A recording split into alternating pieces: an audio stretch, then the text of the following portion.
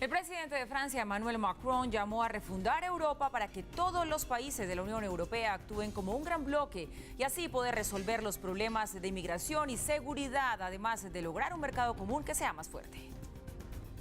El presidente de Francia, Emmanuel Macron, emprendió una gira por España y Portugal luego de que fue criticado por un video publicado en redes sociales en donde se ve a uno de sus guardaespaldas haciéndose pasar por policía y golpeando a un manifestante de las protestas del pasado 1 de mayo.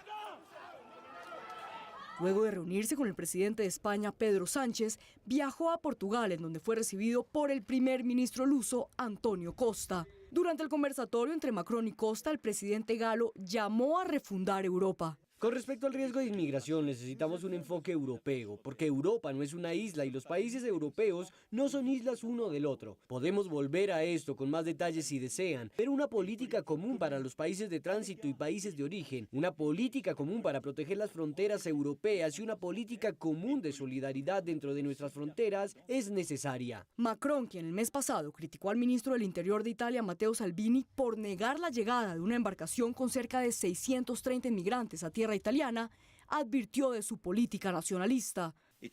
Todos aquellos que proponen la solución milagrosa nacionalista y dicen que tienen aliados en este tema, que olviden que el día después esos mismos aliados tendrán diferentes intereses. Solo serán aliados por etapas. No hay forma de que ellos tengan una política común. Dejarán que cada quien lidie con sus propias fronteras.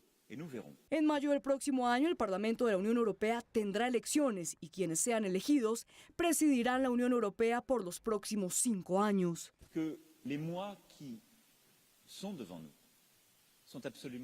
Los meses que vienen son esenciales. Serán meses para preparar unas elecciones cruciales en mayo de 2019.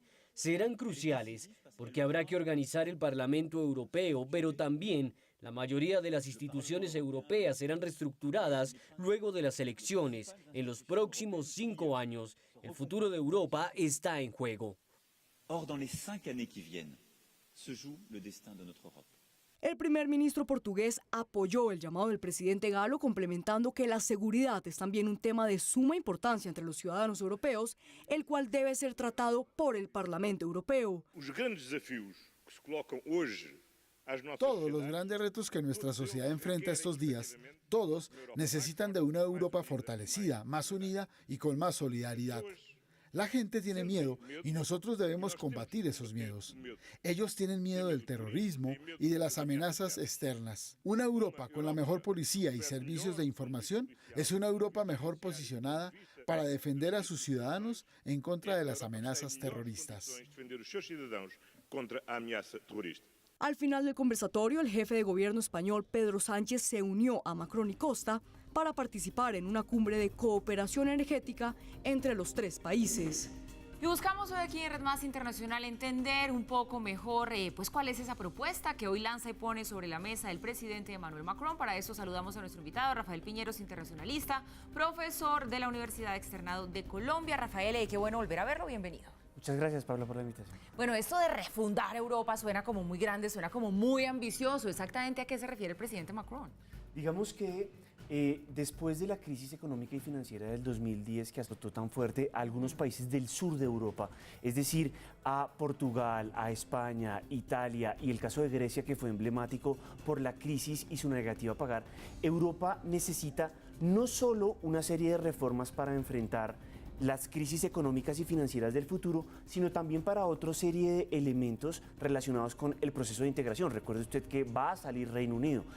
Necesita enfrentar otro tipo de desafíos referentes a la integración que los países de Europa del Este tienen que seguir haciendo institucionalmente a la Unión Europea. Algunos países como Polonia, como Hungría, han sido díscolos a la hora de aplicar algunas de las normatividades europeas. Entonces, como todo proceso, nunca está finalizado. Siempre hay desafíos. Y los desafíos que enfrenta Europa o que enfrenta la Unión Europea pasan por fortalecer y consolidar la unión económica que no se ha logrado, y por eso Macron y otros líderes han propuesto el establecimiento de un ministro de Asuntos Económicos y Financieros, por ejemplo. Han hablado de la unión bancaria, han hablado de la consolidación social, porque sin duda alguna el proceso de integración no ha finalizado, sino que se enfrenta a nuevos desafíos a cada momento. Bueno, el presidente Macron también habló de 3 puntos en particular. Habló de migración, de seguridad y de mercado común.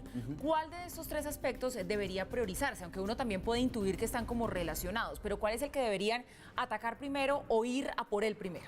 Digamos que el primer desafío con la salida de la segunda o tercera economía, depende cómo se mire, que es la economía del Reino Unido, sin duda alguna va a ser un desafío significativamente importante.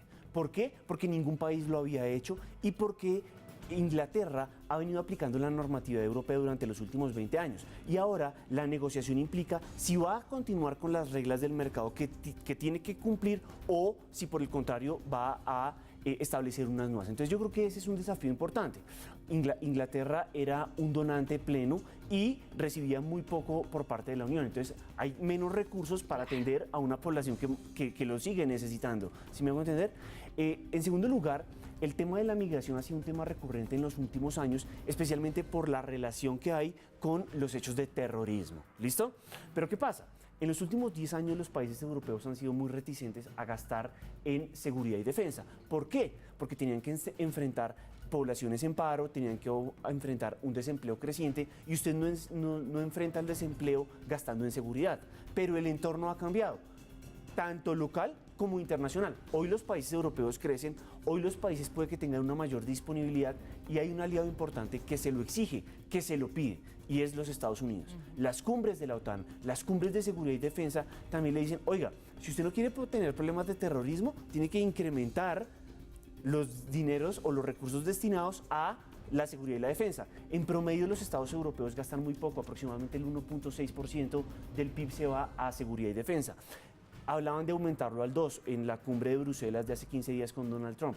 Algunos tal vez tendrán que hacer unos esfuerzos mayores ¿con la intención de qué? Con la intención de evitar nuevos atentados terroristas o el fortalecimiento de grupos yihadistas al interior de la Unión Europea que tengan la posibilidad de hacer mella a los espacios de libertad, de seguridad, de fraternidad que ofrece el mercado común y el espacio común europeo. Utilizó Emmanuel Macron también una frase que a mí me llamó mucho la atención y él dice, nuestra Europa tiene que ser más soberana. ¿Cómo leer esa frase? ¿A qué se refiere cuando habla de más soberana? Bueno, yo creo que cuando habla de soberanía es distanciarse tal vez un poco de también lo que Angela Merkel ha mencionado en otros ámbitos. ¿Y es cuál? No podemos seguir confiando siempre en Estados Unidos. Tal vez la última gran crisis que hubo entre los Estados Unidos y Europa fue si debían o no intervenir los países europeos en Irak.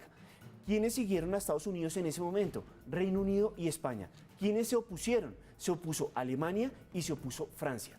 Hoy no hay esas divisiones entre dos bloques antagónicos porque digamos que hay consenso en que la Unión Europea debe seguir fortaleciéndose. ¿Por qué debe ser soberana? Porque también como unión debe participar más, debe ser más incisiva.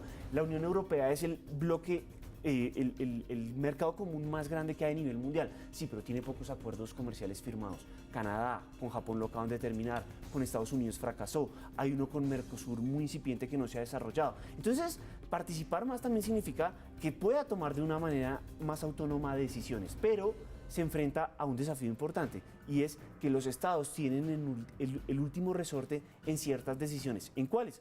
Especialmente en seguridad. En términos de mercado común y de fortalecimiento, hay una gran delegación de esas funciones en la Comisión Europea que encarna el interés común de los países miembros de la Unión. Bueno, sin lugar a dudas, este llamado que hace Emmanuel Macron tiene un objetivo y es ese de la Unión que usted nos ha venido repitiendo todo el tiempo y es que se unan nuevamente como Unión Europea. Esto puede sonar un poco redundante, pero es la verdad, que la Unión Europea esté realmente unida.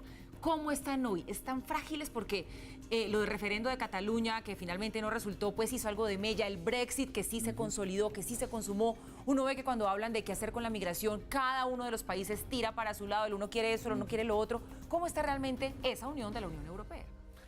Es muy interesante y muy difícil de responder esa pregunta, porque la Unión Europea sigue demostrando que es un bloque útil para mantener la paz, para favorecer la prosperidad de los ciudadanos y para participar de manera activa en los asuntos internacionales.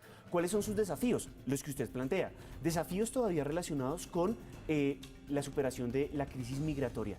Hoy no es como hace 4 años. Las cifras han disminuido significativamente. Pero ¿qué pasa? La política es local. Y por lo tanto, el fortalecimiento de la xenofobia, del racismo, en entornos muy pequeños, hace que cambie dramáticamente el enfoque. Para ponerle un ejemplo, hace algunos meses salió un reportaje en el New York Times que luego trajo a colación El País de España en cómo un pequeño pueblo italiano favoreció significativamente la migración de personas hasta que se produjeron 2 hechos fundamentales: el asesinato de una persona y la violación a una mujer. Y a partir de allí se empezó a votar radicalmente para evitar el ingreso de personas. Entonces son temas muy sensibles que la política local es la que termina definiendo. Entonces, hoy hay desafíos, pero también hay un bloque fortalecido. Tanto así que al menos frente al desafío más importante, que era la salida del Reino Unido, ninguno de los otros miembros ha planteado "yo me voy".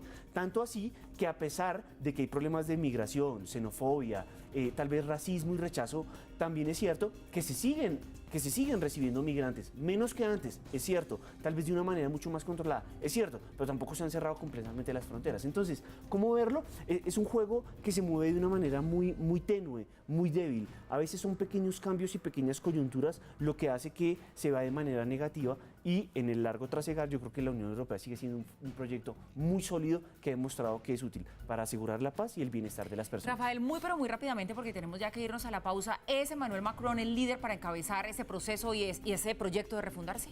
Puede ser el líder, pero al mismo tiempo necesita de otros. Francia, el bloque franco-europeo históricamente ha sido un bloque que ha permitido dinamizar el proceso de integración europea. Y ese trípode con Reino Unido era a veces difícil de lograr. Entonces, si hay coherencia, si hay consistencia entre lo que busca Macron como líder político y lo que busca Alemania como líder de la Unión Europea, y evidentemente Angela Merkel, digamos que puede que sea más fácil avanzar. Si ellos se ponen de acuerdo, es posible que haya más armonía. Bien, pues pasan cosas en la Unión Europea y nosotros aquí le hacemos seguimiento. Rafael Piñeros, internacionalista, profesor de la Universidad Externado de Colombia, ha estado hoy con nosotros explicándonos un poco de qué se trata esta primera propuesta que hace el presidente de Francia. Rafael, muchas gracias. Feliz fin de semana para usted. Lo mismo para ti y muchas gracias por la invitación.